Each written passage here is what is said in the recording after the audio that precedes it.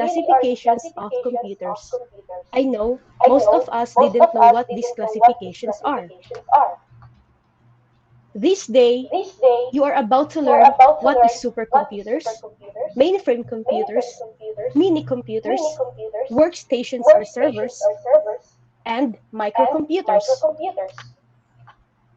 So, anybody from the class knows what this picture is?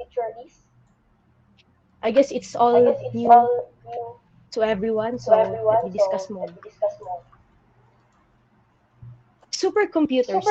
Supercomputers are the fastest, most powerful computer and the most expensive one. It is used for scientific and engineering applications that can handle massive databases, do a great amount of computation, or it can do both. It is also used for data-intensive and engineering purposes such as quantum mechanics, weather forecasting, molecular modeling, physical simulations, aerodynamics, nuclear fusion research, and cryptanalysis. So this is an example of supercomputers. It is USA's Frontier. This is the world's most powerful supercomputers. Bear in mind that the only computer that can do these jobs are the supercomputer only, as it can process more than 100 trillion instructions per second that a normal computer can do, or execute at least million instructions per second.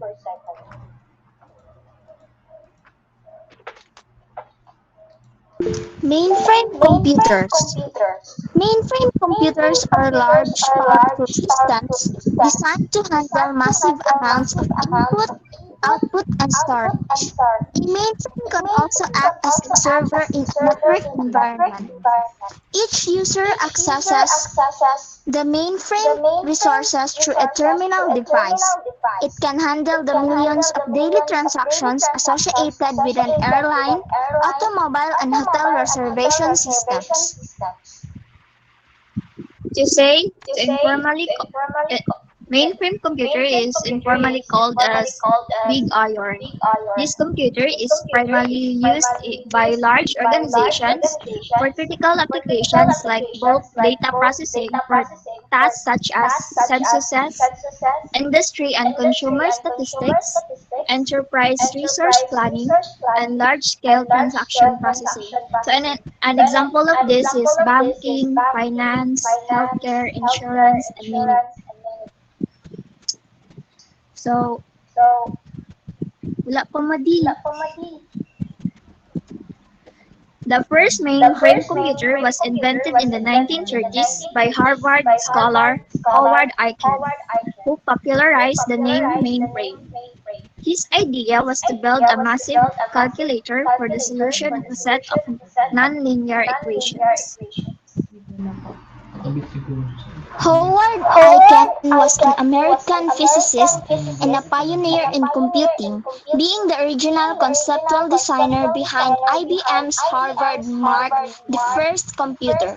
He was born on March 8, 1900s at Hoboken, New Jersey, United States, and he died on March 14, 1973 at St. Louis, Missouri, United States. He was also known for automatic sequence controlled calculators. So mainframe computers have both advantage and disadvantage. The first advantage is security. Since mainframe computers are made for corporations who need high secure transactions, these computers are designed making security as their primary goal. Second is the reliability. Is another feature of mainframe computer. Most of the times when the system undergoes failure, it will try to recover on its own. Third is scalability. Mainframe computers are highly scalable both in terms of hardware and software. Due to this scalability, they can easily perform tasks with high complexity. The fourth one is durability. Mainframe computers are mostly considered for their extreme durability. On average, these computers have a lifespan of over 10 years. Virtualization. For overcoming memory limitation problems, the mainframe computers use a process called virtualization. In this process, the entire system is divided into segments that controls lots of virtual machines. And lastly, compatibility. Mainframe computers comes with their own operating system that supports wide range of hardware and software. Regardless of the ages, most of the software will be supported by the mainframe computer. The six advantages of mainframe disadvantages of mainframe computers. The first disadvantage is installation. Installing a mainframe computer is difficult compared to a regular computer because of their hardware components. Unlike a regular PC, their hardware components are much larger in size. The second one is the cost. Compared to a regular computer, the starting cost of a mainframe computer is significantly higher. The hardware and the software used in the mainframe computer makes it expensive. The third one is the physical size. Apart from the cost, a mainframe computer typically takes more space too. This was the main problem during the invention of a mainframe computers. The fourth disadvantage of mainframe computers is the maintenance. For the maintenance works of mainframe computers, it cannot be done by regular staffs. It requires handling of operations, including debugging the system. Only staffs with high-end skills will be able to manage the system. The fifth one is the resource requirement. A mainframe computer typically generally comes with some advanced features. Therefore, it requires more resources than a regular system. More resource consumption essentially means that it is going to increase the overall expenses involved in the system. And the last one is the environmental restrictions. There's also environmental constraints on which the mainframe computer should be placed in. The temperature of the environment shouldn't be too hot, otherwise, it could hang up the system quickly. And for preventing this, there must be a dedicated cooling system used. And this is Howard Aiken who invented the mainframe computer.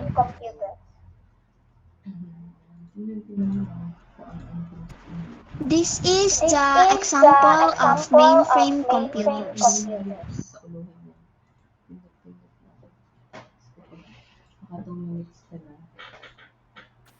Mini computers are a computer that is inexpensive, larger than a workstation computer, and compact computers. It performs the same function as mainframe computers, but in more limited extent. This type of computer is used as a server that can store data and programs and can be accessed by another server.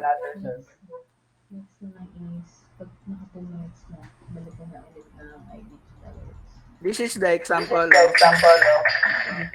mini computers.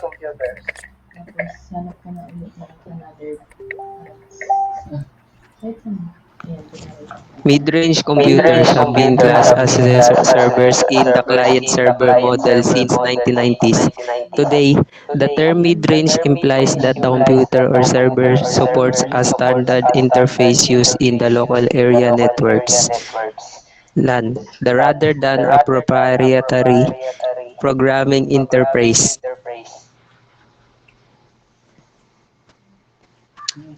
This is the example of mid-range computer.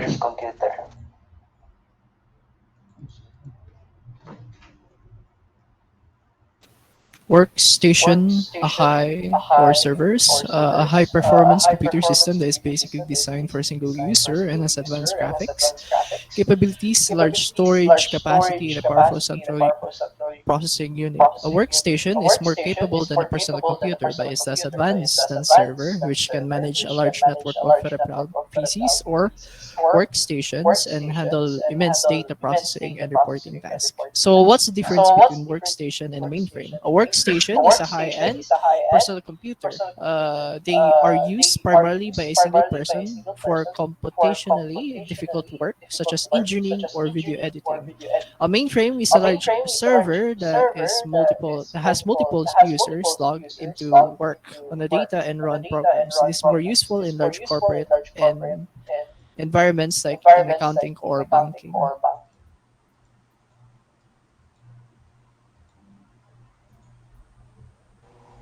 Let's proceed to microcomputers. Microcomputers, it is an electronic device with a microprocessor as its central processing unit, or CPU. Microcomputer was formerly a commonly used term for personal computer, or PC, particularly in a class of small digital computer whose CPU is contained on a single integrated semiconductor chip. And there are types of microcomputers. And first one is So, desktop computer. It is a personal computing device designed to fit on the top of a typical office desk. So, there are two popular designs for desktop computers: traditional computer and tower model. So, this is an example of traditional PC. It features a horizontally oriented system unit that many users place their monitor on top of the system unit. So as you can see, the monitor is placed at the top of the system unit, and and it has keyboard on it. Next is the tower model. It is an advancement of the traditional computer that are used today. It is much better alternative because it has a much more airflow and fluctuation. The bigger the tower model is better. So as you can see, the difference between the traditional computer and tower model. For the tower model, it has RGB lights and the monitor are big. The monitor is big. Compared to traditional PC, it is small. All-in-one computer. It is a family of all-in-one Macintosh or iMac desktop computers designed, manufactured, and built by Apple since 1984. It was the first commercially successful personal computer to feature two known but still unpopular features: the mouse and the graphical user interface.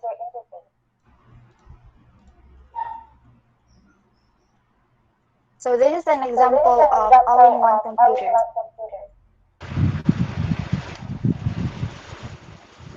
Notebook computer. It is also called a laptop computer. It is a portable personal computer, small enough to fit on your lap and can operate on alternating current or special batteries. And there are best known makers of notebook and laptop computers. And these are IBM, Apple, Compaq, Dell, Toshiba, and Hewlett Packard. This is the example of a notebook or laptop computer.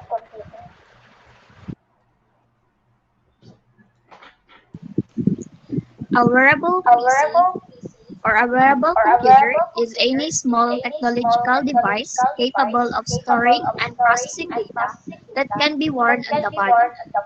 Wearable computers are designed for accessibility and convenience, as well as improvements to workplaces by making information quickly and readily available to the wearer.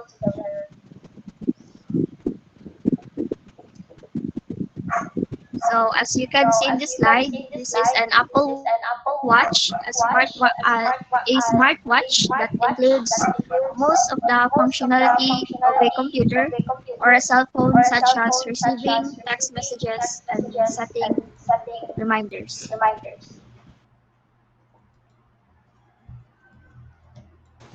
Professional workstation, a high-performance single-user machine geared to the professional rather than the consumer. Employed for video editing, computer-aided design, Software development, medical imaging, and scientific application workstation use a fast multi-core CPU with a large amount of memory, RAM, and storage. This is the example of professional workstation.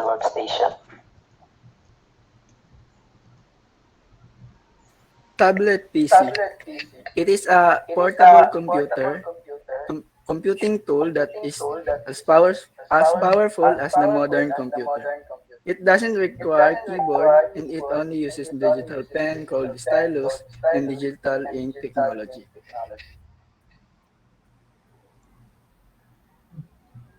This is the example of tablet PC.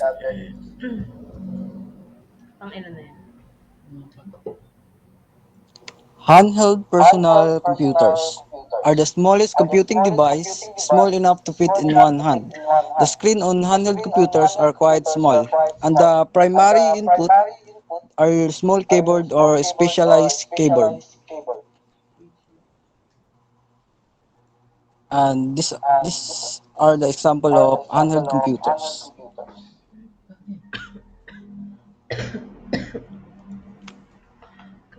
Personal digital assistant. It is a variety of mobile device which function as a personal information manager. PDAs have been mostly displaced by the widespread adoption of highly capable smartphones. In particular, it was based on iOS and Android. PDA is also a standard back in the late 2000s, where it's a mobile that is likely to be used as an information which function for personal information manager. It stores data, but it's not highly capable as the one that we're using nowadays.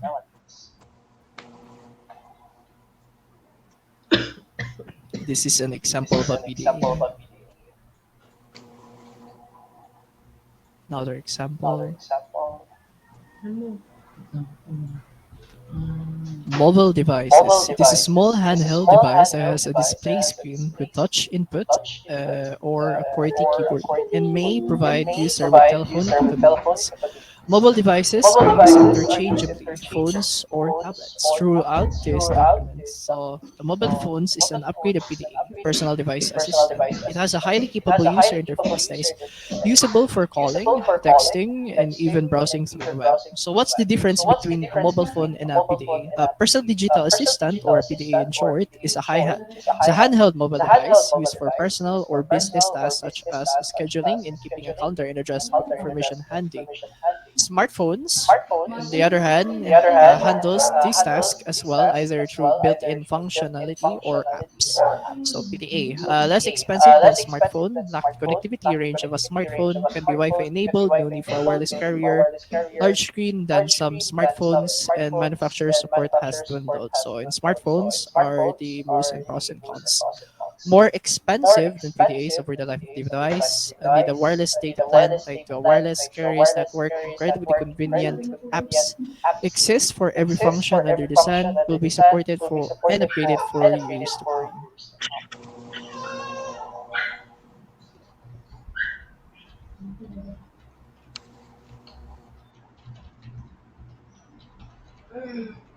This is an example of a cell phone or mobile device. And that brings us to the end of our presentation. Let me give you a brief summary of what we've been talking about over the last 20 minutes. There are four types of computers based on its sizes. These are the supercomputers, mainframe or mid-range, mini computer, and microcomputer. Moreover, there are 9 different types of microcomputer. These are the desktop computer, all-in-one computer, notebook computer, wearable PC, professional workstation, tablet PC, handheld personal computers, personal digital assistant, and mobile devices. It is really dominant that every one of us must have a general understanding of computer as it helps us understand its function in today's world and preventing us from getting left behind. So I presume that everyone in this class get the point of our discussion. So we've prepared a short quiz for everyone. Again, thank you for lending an ears. Father bless us all.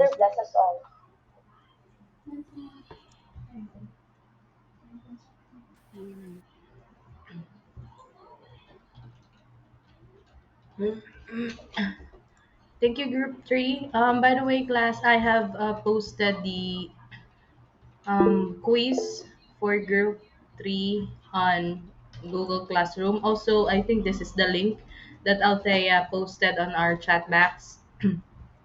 So I have set the due date of this quiz later at 11:59 p.m. So no need to like rush it. But this quiz or the answer for your quiz like will be set as your attendance. So no need to have our attendance class. So may I know in here if there are newcomers or new students have just registered? Just raise your hand. Okay, Emmy. Sino pa? Si Emmy lang. Okay, Emmy, you need to create a Discord account. I'm going to give you the link and you must join our class in there. Wait a second. Um, so, okay, Joshua Saldana. All of the links, all of the quick links, like the tutorials, the Academy link, Google Classroom link, the meeting, Google Meet link, are all in Discord. So um, you need to create Discord. Wait lang ha. I'm going to share with you yung Discord natin, Discord server. So once you have created a Discord account, for example, meron na kayong Discord, no? Punta kayo sa general and then i-type nyo dito kung anong section nyo. Kunwari, block 1, ganun. Kasi I will set your roles as CC101 or block 1 or block 2. And then, after nan, kunwari, naset ko na kayo as block. This one, George Bonnie, just for example. Color violet siya, meaning he is block 2. So, he will automatically access the channel. Kasi, I need to set your role para ma-access nyo yung different channels nyo. And then, for example, block 1 kayo, no? Na-set ko na kayo ng role. So, ibig sabihin, I have already posted in there the quick links or check nyo yung pin messages. So, I have added in here. First is the class details and important links. So, first is yung Google Classroom link natin. Ito. Next is Google Meeting link. What is our schedule, the year, and section. And then for other quick links, kasi ito yung mga nare-receive ko ng mga question sa mga estudyante. Kaya I just posted it in here para hindi tayo pa ulit-ulit. So first is, for example, hindi gusto. I mean, need nyo na mag-excuse, may something urgent, emergency. You just need to fill up this form para ma-excuse ko kayo sa class. And then, we have like, for those newcomers, we have an academy. So, yung academy is on which nandoon lahat ng mga lessons natin and the presentation of the classmate, your classmate. So, let's check how it looks like. um,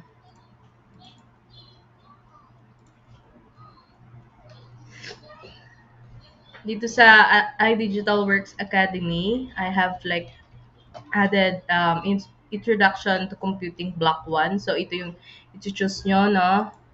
So once you have access this dun sa curriculum, nandiyan dyan lahat ng mga lessons natin.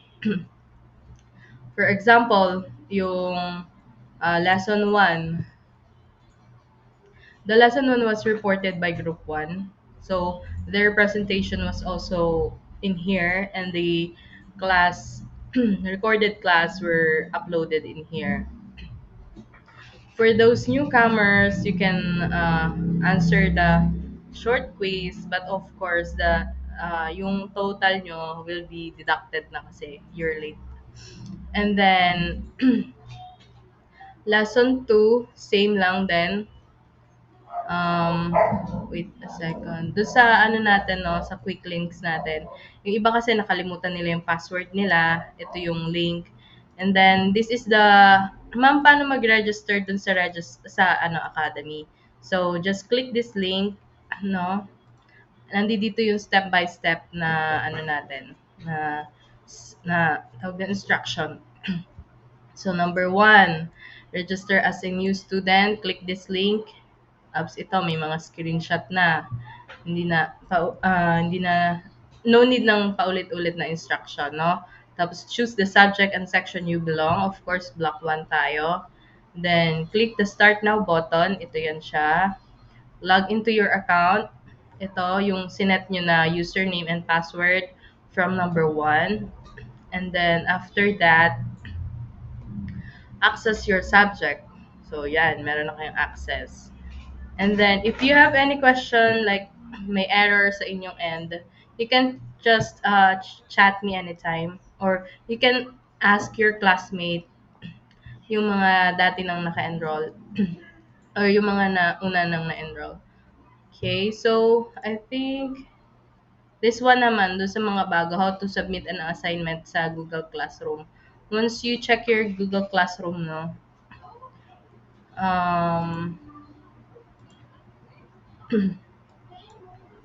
dito. For example, magsasubmit kayo dito sa assignment. Oops.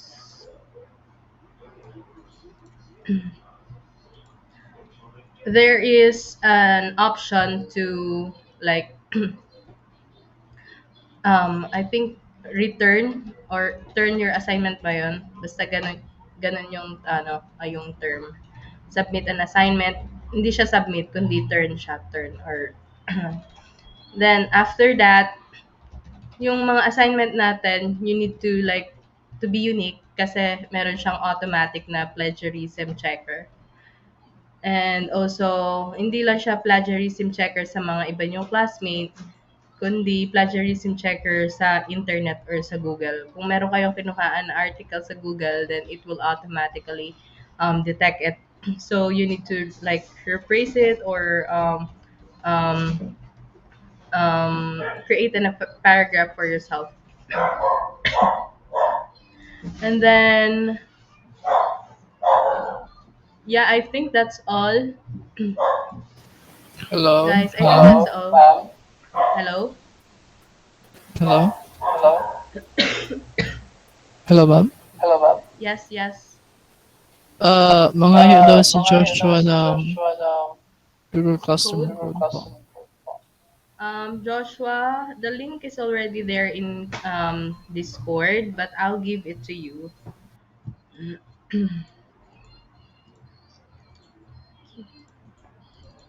So, hindi po na-redirect sa app, ma'am.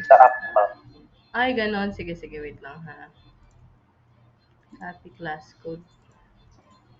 Ito.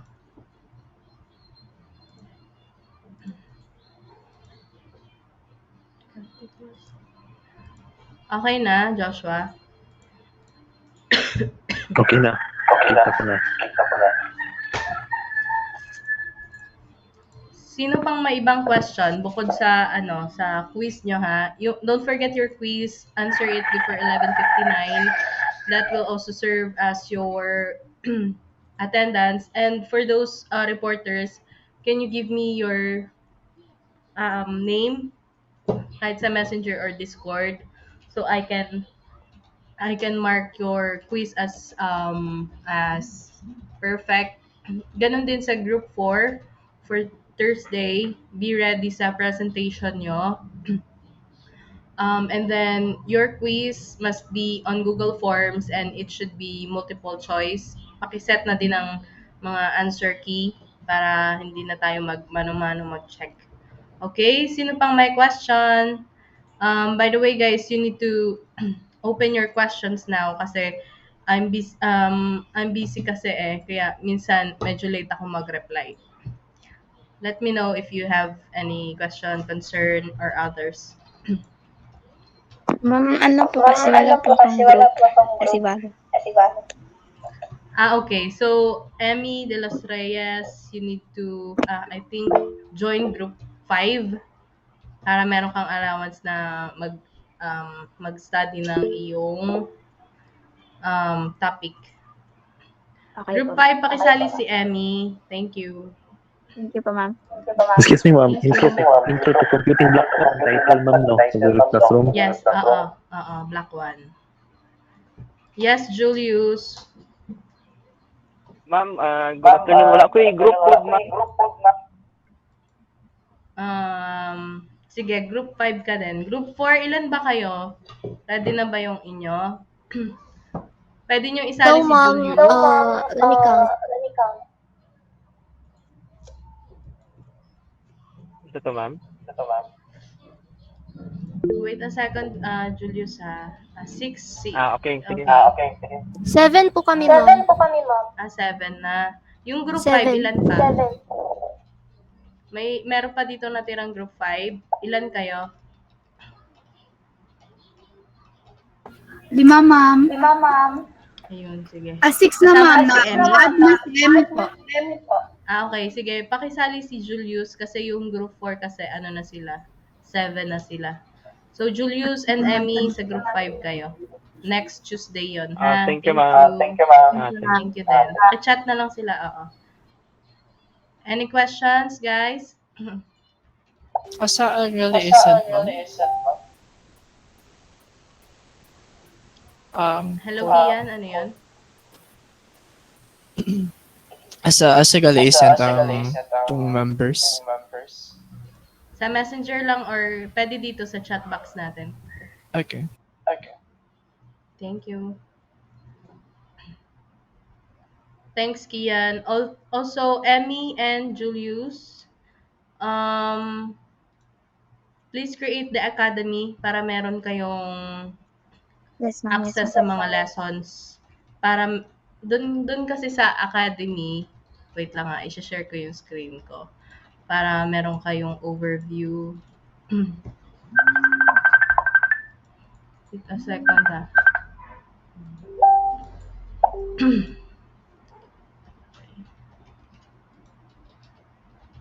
Dito sa block 1.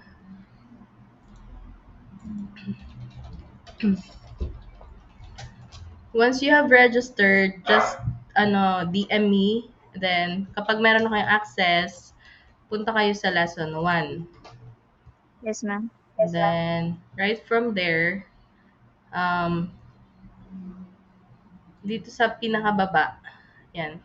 Ito yung group 1, ito yung representation nila. You can download it or you can review our class before, recorded class. And then right after this, take the short quiz. Okay? Para makahabol kayo. Ito yung short quiz natin. Almost done na po, ma'am. Okay, thank you.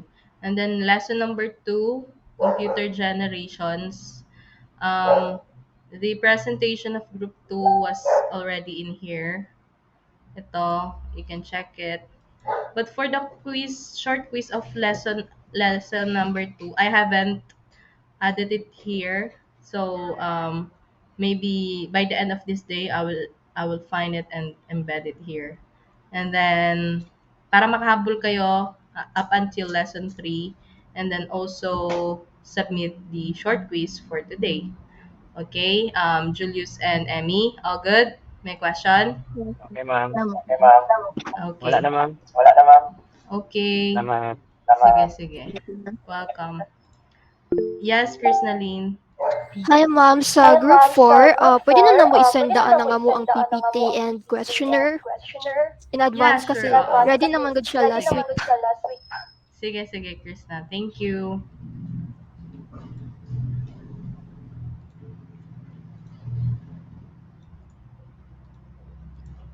Naapay question, guys? If wala na, I think we can end the meeting or the class. And If you have like questions, pwede nyong tanungin yung mga kagrupo nyo.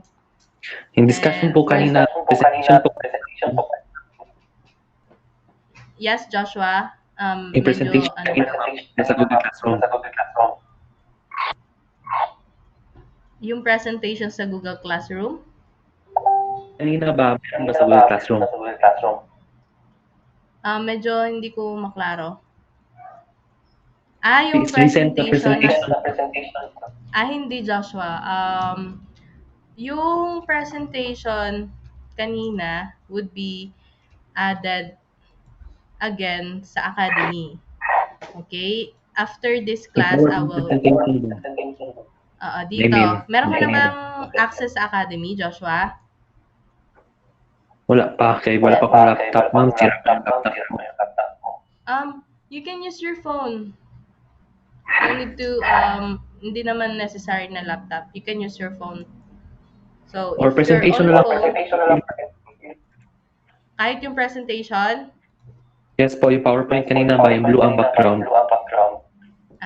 okay, sige. I will add it here. Wait a second. First discussion yun po.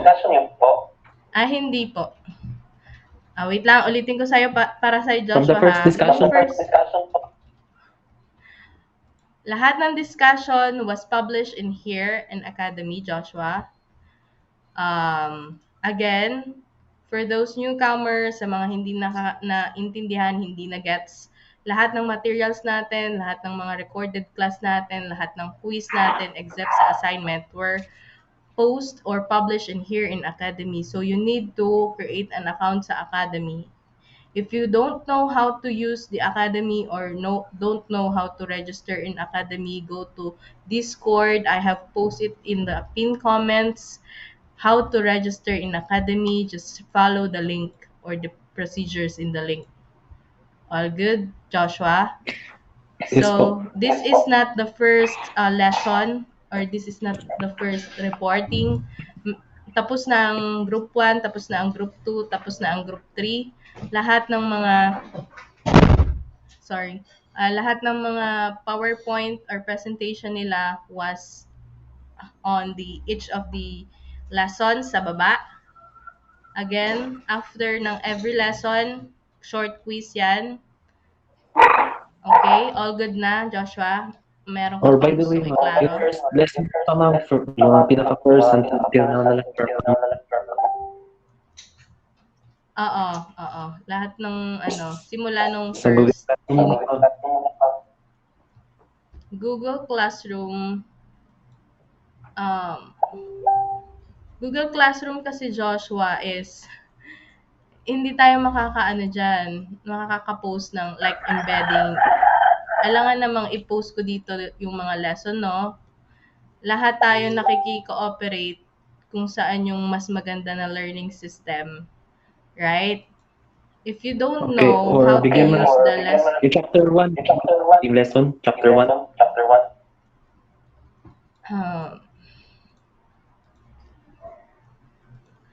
Sige, para sa'yo, Joshua, I will post each lesson.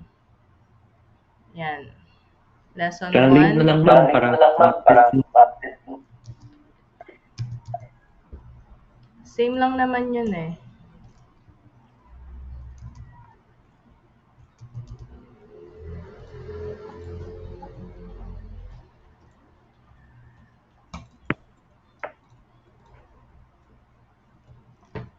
I created this academy for you to be systematic. Hindi yung post tayo ng post ng link. But if you're having a hard time to do it here in Academy, okay, sure. Ito na. Let me know if you can see this, Joshua. Okay na?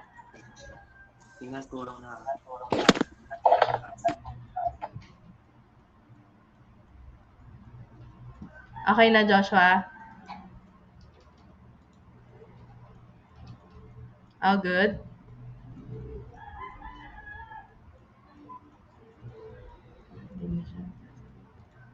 walang Ha? Okay na? Sige.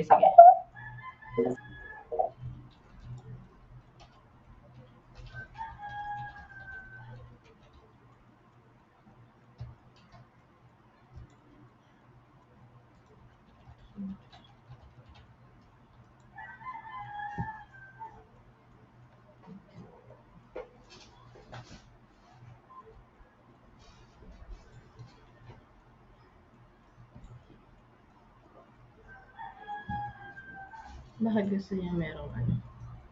May kuryente at saka ano? Sabi mo, nandito tayo sa Cebu. Wala ka dyan.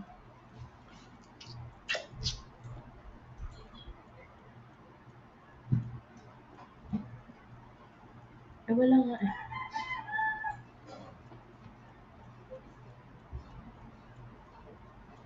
Okay na ma'am, nakita ko na. Okay. Sige, Joshua. Anyone have question? Wala I na. think that's all na. Okay. Thank you so much, guys. Don't forget your quiz kasi that would be our attendance. Thank you so much, Group 3. Nice job. Bye-bye. Thank you, ma'am. Thank you, ma'am. Thank you. Thank you. Salamat. Ma'am. Goodbye!